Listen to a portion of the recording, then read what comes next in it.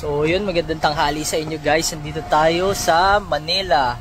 Ayan, so may chine-check tayong unit dito ngayon. So ito pa. Ayan, Ford EcoSport 2015 na trend. So ito, syempre, onting retouch na lang. Ayan, kita nyo naman sa harap. Pero yung loob niyan, sobrang intab niyan. Ayan, mainam na mainam yan. So ayan, syempre, onting refresh tayo dito. Alam nyo naman sa atin, para at least medyo mas presentable pa siya pag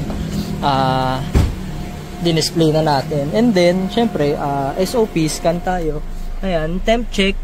And then, ayan. Oh. So, ang issue niya is ABS. Ayan, ABS talaga.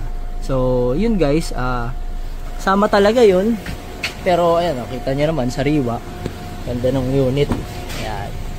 So, mabisa. Ayan, si Sir Don, yung masigod natin na follower. Ayan. Sa kanya to. So, binenta niya sa atin.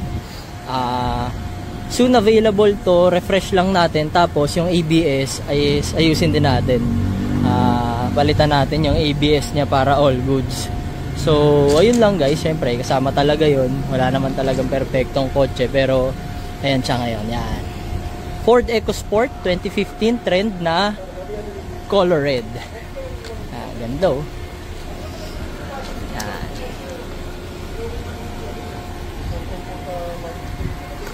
Tapos, ayan si Kuya Nico, gumagawa na sila ng papers. Tapos, ayan siya. Post natin to soon. Abangan nyo to guys. Kasi sobrang ganda nito. Yun lang guys. Maraming salamat sa inyo lahat.